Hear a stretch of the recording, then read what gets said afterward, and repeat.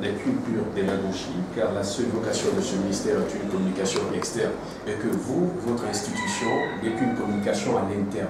Est-ce que vous partagez un peu cet avis?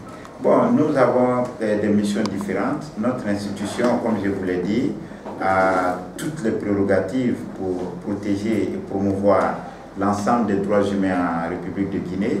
La Guinée peut sincèrement se passer d'un ministère des droits de l'homme et renforcer les capacités institutionnelles, financières et techniques de l'INIDH afin que l'ensemble des préoccupations liées à la protection et à la promotion des droits humains soient prises en compte en République de Guinée.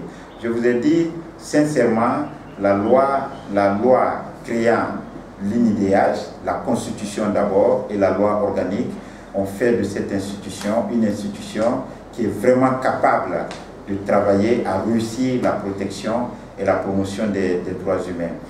L'appui, par exemple, aux institutions, aux ONG, aux associations qui travaillent dans la promotion des droits humains est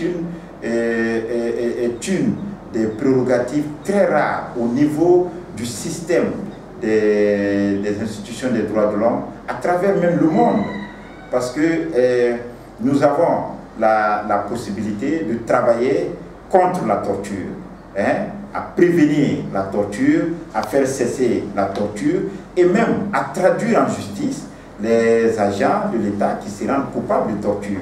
Ça, c'est l'une des prérogatives qui font que notre institution est une institution qui, véritablement soutenue, peut, dans les années à venir, remplir correctement sa mission et travailler à faire en sorte que les populations aient un véritable recours pour la prise en charge de leurs préoccupations liées aux droits humains. Parce que ce qui est important, c'est l'avenir. Et ce que je veux dire, c'est que ma petite personne et la petite personne de ceux qui peuplent l'institution aujourd'hui n'est pas importante. Ce qui est important, c'est l'institution elle-même. C'est sûr que dans les années à venir, si nous ne sommes pas bons, ceux qui viendront après, s'ils sont bons, ils trouveront en place le cadre idéal pour protéger et promouvoir l'ensemble des droits humains en Guinée. Et nous en faisons un défi. Nous avons été les premiers dirigeants de cette institution, j'en suis le premier président, et ce serait vraiment un honneur que 10 ans après, ce soit une institution qui soit un véritable recours en Guinée, un recours dans lequel toutes les populations ont confiance, un recours dans lequel toutes les populations se réfugient et qu'on dise que c'est nous qui avons jeté les bases pour que cela soit effectif en Guinée. C'est un rêve que je partage avec l'ensemble des membres de mon bureau exécutif et l'ensemble des commissaires de l'institution, et j'espère bien que ce rêve sera bientôt une réalité. La violation des droits de l'homme diffère d'un pays à un autre. Vous avez passé votre stage à l'étranger. Qu'est-ce que vous avez vu et apprécié en faisant votre stage et que vous aimeriez amener ça en Guinée, par exemple, un jour ici? Par exemple, à la Commission des droits de l'homme de l'État de New York, j'ai vu qu'ils ont un programme très vaste sur la lutte contre le racisme. Et donc contre la discrimination en général. Et un plan d'action étalé sur plusieurs années pour lutter contre les discriminations de tout genre, notamment le racisme.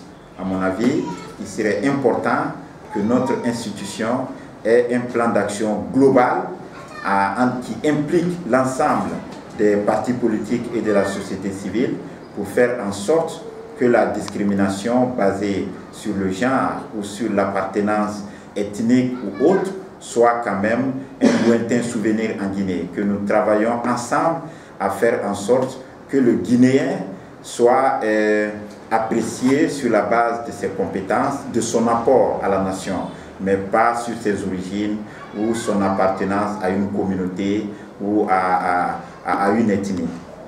Quel est l'état des lieux par rapport à la lutte contre la torture dans notre pays? La lutte contre la torture, nous avons trouvé déjà qu'il y a des efforts au niveau de l'État, mais c'est un phénomène très têtu et je comprends parce que dans un pays comme le nôtre, il y a beaucoup de difficultés concernant le phénomène tortionnaire. Vous avez parfois un déficit de moyens, de techniques pour amener à asseoir la conviction du juge sur la culpabilité d'un individu, etc. Et donc, le seul moyen disponible pour asseoir la conviction du juge, c'est l'aveu. C'est l'aveu de la personne même qui doit être jugée.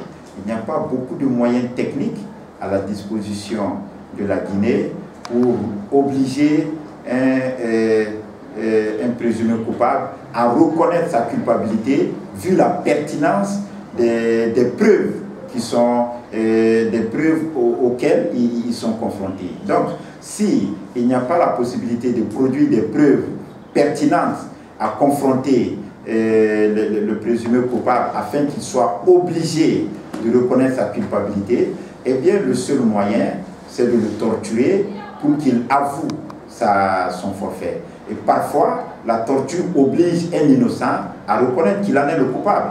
C'est vraiment le moyen idéal de maintenir des innocents en prison et de laisser les coupables en circulation, parce que la torture, quand on vous soumet à la torture, vous allez avouer pas ce que vous voulez, mais ce que veut votre tortionnaire. Vous ne dites pas ce que vous avez sur le cœur, vous dites ce que votre tortionnaire veut entendre pour cesser la torture, parce que vous êtes prêt à tout pour sauver votre vie et votre intégrité physique, et parfois vous reconnaissez des faits que vous n'avez pas commis juste pour échapper à la torture. Et donc, si la torture reste et demeure l'un des moyens privilégiés pour obtenir l'aveu, il va sans dire que la torture va se poursuivre tant que l'État n'a pas les moyens techniques de produire des preuves qu'on va confronter à ceux qui sont accusés et qui peut les obliger, qui peut les contraindre à reconnaître leur culpabilité sans passer par la torture. Parce que c'est un couteau à double tranchant. Si